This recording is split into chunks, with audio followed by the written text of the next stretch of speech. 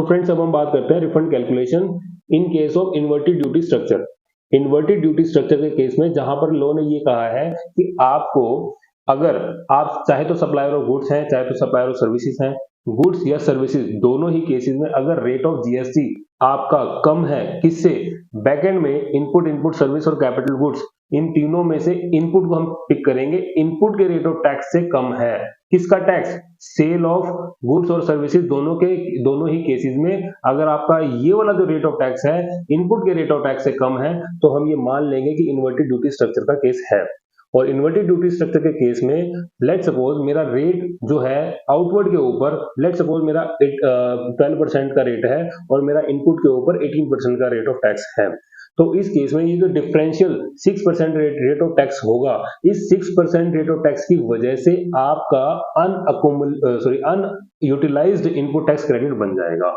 Unutilised input tax credit बन जाएगा और लॉ ने ये सिचुएशन एनालाइज करी और ये भी कहा कि हाँ ये आज की डेट में ये अनयूटिलाइज है लेकिन आगे भी अकोमुलेट होता चला जाएगा, अनयूटिलाइज बढ़ता चला जाएगा, जिसकी वजह से लॉ ने ये प्रोविजन किया कि हाँ इस केस में अनयूटिलाइज इनपुट टैक्स का क्रेडिट का आपको रिफंड दिया जाएगा, लेकिन जो रिफंड दिया जाएगा वो एक फॉर्मूला बेस्ड दिया जाएगा, वो फॉर्मूला बेस दिया जाएगा, उसकी भी एक कैलकुलेशन होगी, उस कैलकुलेशन के बेस पे आपने जीएसटी का रिफंड अप्लाई करना है।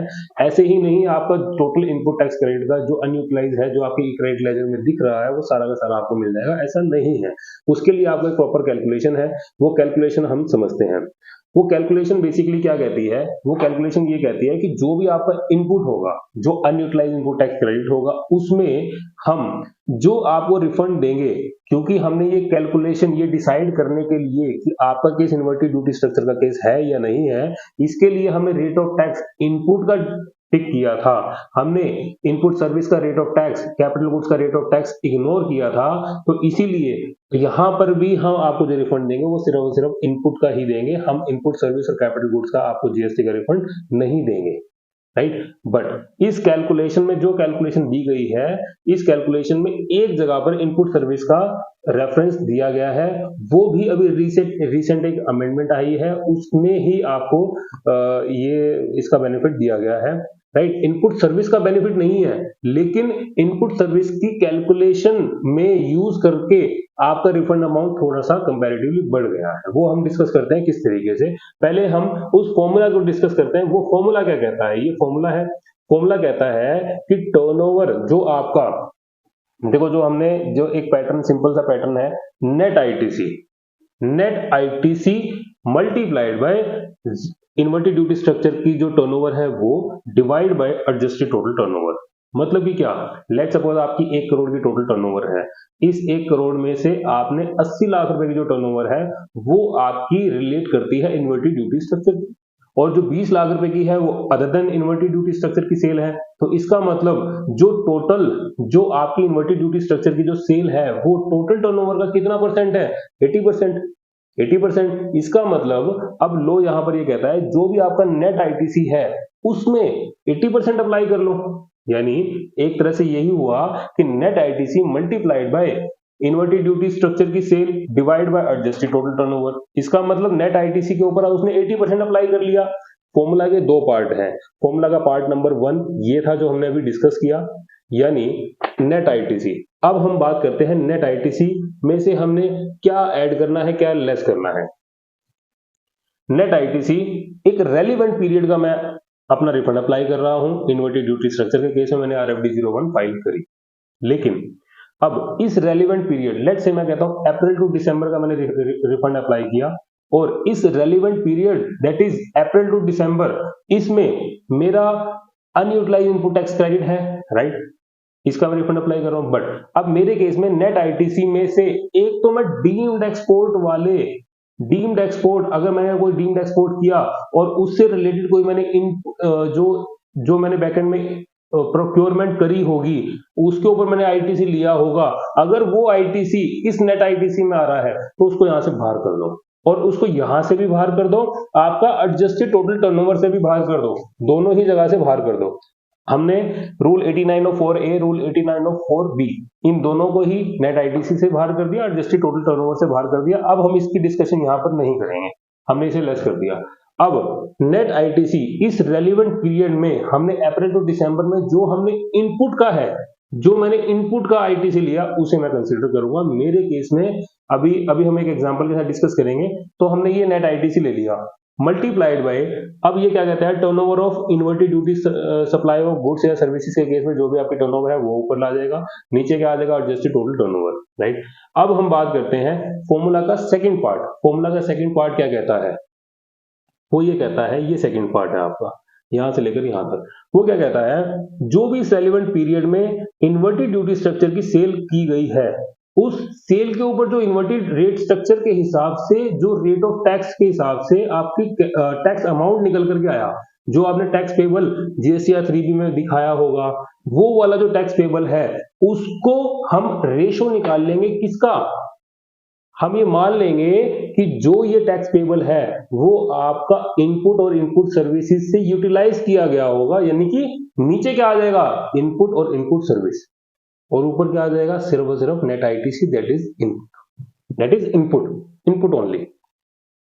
फ्रेंड्स एक चीज आपने ध्यान रखनी है, हमेशा एक चीज ध्यान रखनी है, जब भी आप इन्वर्टेड ड्यूटी स्ट्रक्चर के केस में रिफंड अप्लाई कर रहे हो तो उस एचएसएन कोड को जिसके रिस्पेक्ट में आप सेल दिखा करके आप गवर्नमेंट से रिफंड ले रहे हो, अगर वो बैकएंड में आपके जीएसटीआर 2A में उसी एचएसएन कोड से अगर आपकी कोई आइटम परचेज करी गई है तो उसको जरूर वहां से लेस कर लेना, राइट।